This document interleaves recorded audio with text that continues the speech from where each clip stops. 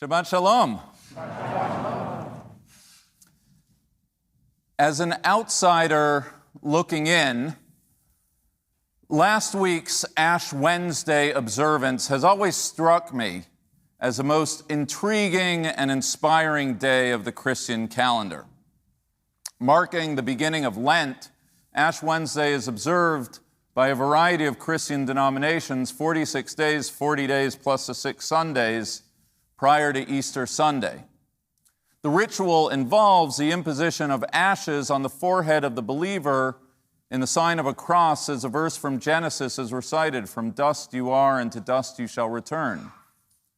As in the cases of wine and wafers and a variety of other sacramental ceremonies, the imposition of ashes carries with it profound significant meaning for all religions, dating back as far as the burnt offerings offered in the tabernacle as described in this week's Torah reading. As my dear friend, the Reverend Matthew Hyde of the Church of Heavenly Rest explained to me, the ashes are intended as a memento mori, a reminder of the inevitability of death, to be alert to the ephemeral and the eternal, a call to repentance, purification, and devotion to God. As an American Jew, however, it's not just the theology of the day that I find intriguing.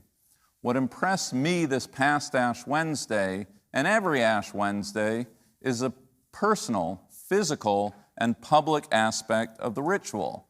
The fact that we live in a majority Christian country often goes unnoticed in a New Yorker's day-to-day. The faith and observances of our Christian brethren practiced in their hearts, homes, and churches, Christian and Jew alike, can drink coffee from the same Christmas-themed Starbucks cup without knowing who's who. But not so with Ash Wednesday. The imposing of ashes on the forehead is an intentional act of physical self-identification. For my Christian friends, even and especially those with lapsed faith, it's a critically important and sometimes the last remaining marker, literally, of religious identity. A ritual whose power is situated, at least in part, by how it connects that person to his or her faith community. When an individual, ashes on forehead, takes the subway or sits in the waiting room of the dentist's office or goes up an elevator and sees another with the same ashes, there exists an unexpressed bond, as one Christian gives the other an almost imperceptible head nod that he knows, that she knows, that they both know that they're part of the same faith community confronting the same question of how to live a life of meaning. Whatever the crisis of American Christianity may be, the observance of Ash Wednesday is as strong as ever. Long lines at churches, pandemic-safe drive-thrus, an ashes-to-go option, pastors stationed at subway stations, and other innovations that would make a Chabad rabbi blush. The public display of one's faith connected to others who share the same commitments. Yesterday, the Jewish people opened up the new month of Adar, and with it, the upcoming festival of Purim and the story of Esther. As Erica Brown teaches, depending on the year and the reader, the story of Esther can be read in a variety of ways: a drama, a satire, a postmodernist text on gender, or a political treatise on diaspora life. The heroic tale of Queen Esther and her uncle Mordecai, who overcome the dastardly plans of the wicked Haman to save the Jews of Shushan. Part palace intrigue, part burlesque comedy, part meditation on the perennial perils of anti-Semitism. Every year we pick up the story, we see something new, and by extension we see something new in us. This year, for reasons that will become clear, I kept returning to this question, like the Ash Wednesday ritual, of the public display of identity, how the fate of each protagonist and plotline hangs on the question of whether to conceal or reveal one's identity in the company of others. As the name of the story indicates, our story is about Esther, and we'll return to her momentarily. But before we do, we would do well to note the narrative cues the author provides, the hints that reveal the terms by which the story is going to take shape. Chapter 1 begins with Queen Vashti, who at first glance is important only insofar as her demise serves to explain the royal vacancy which Esther will eventually fill. But the significance of Vashti runs deeper. Summoned to appear before King Ahasuerus and his men wearing the diadem, Vashti famously refuses. In maintaining her principles, Vashti loses her crown and perhaps her life. The fallout over Vashti's actions are felt not just by Vashti, but by all women in every province of the land. The king issues a decree that all women henceforth must obey the will of their husbands. On the heels of Vashti's refusal comes a second act of civil disobedience, this time by Mordecai. In this instance, the question revolves not around gender identity, but religious identity. Haman calls on everyone in the royal court to bow down, but Mordecai the Jew refuses to do so, resulting in Haman's wrath being wrought and a harsh decree levied against all the Jews on the day which we now know as Purim. There is, the anti-Semitic Haman explains to the king, a people hidden within the population whose laws and loyalties are different than everyone else. Their concealed nature is their threat, a fifth column that must be rooted out. And while both Vashti and Mordecai's refusals stand on their own terms, by putting them in proximity with one another, I believe the author is trying to tell us something. Two principled refusals, one by a woman, another by a Jew, both of which place the individual in peril, both of which come at a price to the people whom that person represents. It's almost as if not exactly as if, the author is urging us to ask the question of the price one is willing to pay for the public assertion of one's identity. Will the choice be that of comfort and complacency, of hiddenness, or will that person remain true to their identity even if that act comes at a high, if not ultimate, cost? In Hebrew, Esther's name means to hide, which is exactly what she does with her identity. Bookended between Vashti's refusal of chapter 1 and Mordecai's refusal of chapter 3, chapter 2 describes Esther's acquiescence on both fronts. Like Vashti, Esther is repeatedly summoned before the king, but unlike Vashti, Esther willingly goes. Unlike Mordecai, who publicly identifies as a Jew, Esther, the text explains twice, keeps her religious identity hidden. Now, usually we excuse Esther for suppressing aspects of her identity. After all, this is what her uncle and king are telling her to do. And besides, who wouldn't want to be queen? This year, I read Esther's choices less generously. Vashti, after all, took agency for her identity, as did Mordecai. Is it not reasonable, the author is asking without asking, to expect Esther to exercise the same moral responsibility? Esther had every opportunity to stand firm in her identity like Vashti, to stand proud as a Jew like Mordecai, but she chose not to, at least for the time being. The turning point comes, as we know, in chapter 4. The decree comes down, the fate of the Jews hang in the balance, and Esther must decide whether she will risk her own skin to save her kin. From outside the palace, Mordecai sends a message to Esther, "Do not imagine that you of all Jews will escape your life in the king's palace." Mordecai implores Esther not to remain silent and delivers a rhetorical knockout punch. Who knows if it was not for just this moment that you achieved your stature?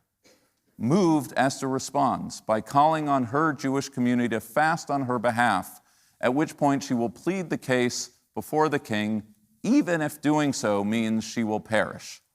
One cannot help but understand Esther's coming out story framed by the earlier actions of Vashti and Mordecai.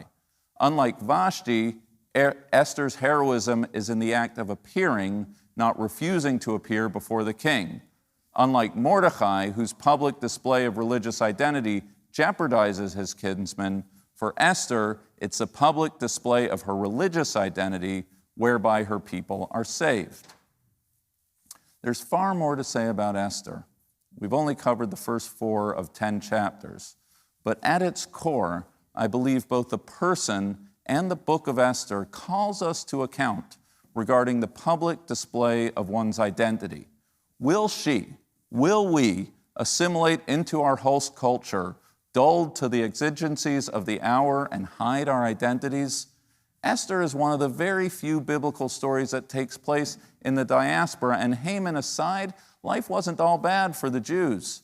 The Jews of Shushan could blend in. Mordecai could have kneeled. Vashti could have kept her throne.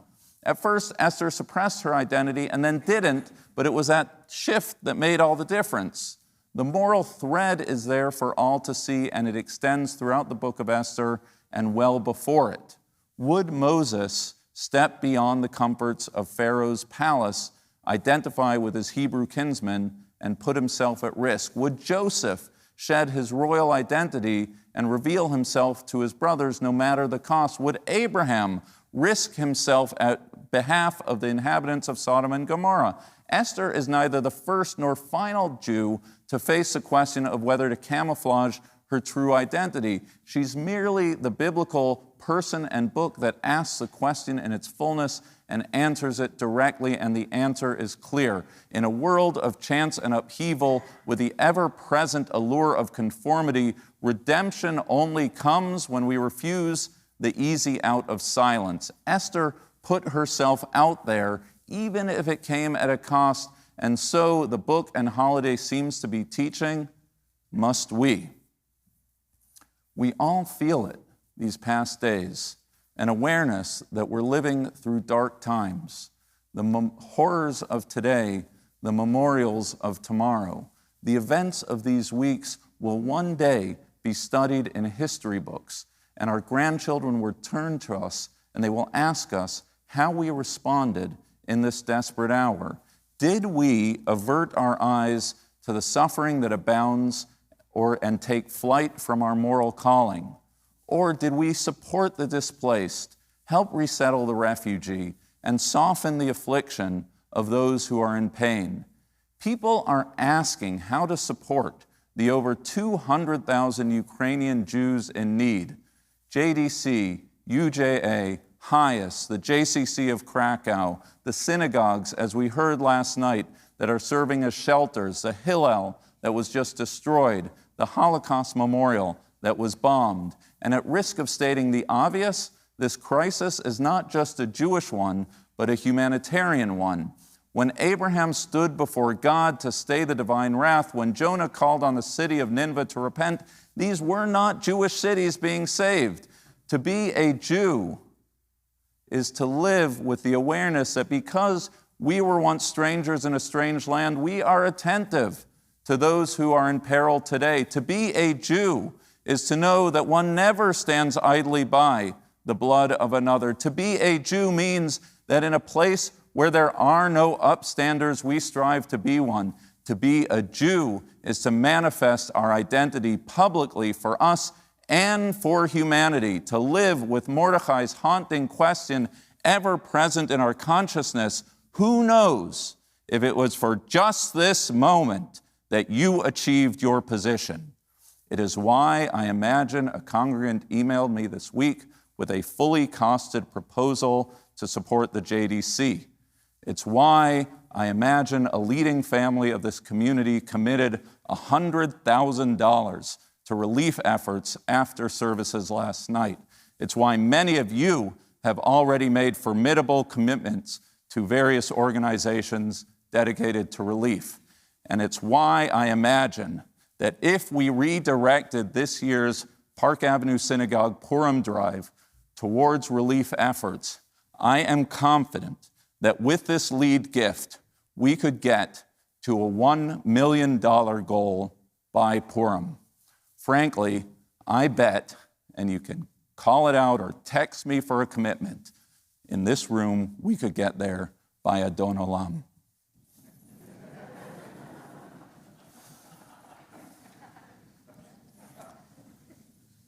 This is our Esther moment. This is the window of decision as to whether we remain hidden or whether we publicly affirm our identity and values with humanity hanging in the balance. to manifest our faith outwardly as a community, to leverage the blessings of our fleeting lives towards a cause bigger than any of us and all of us, with philanthropic generosity, to remove our masks and respond publicly and proudly as Jews in this perilous hour on behalf of our people, on behalf of the people of Ukraine, and on behalf of a humanity in desperate need of saving. Shabbat Shalom.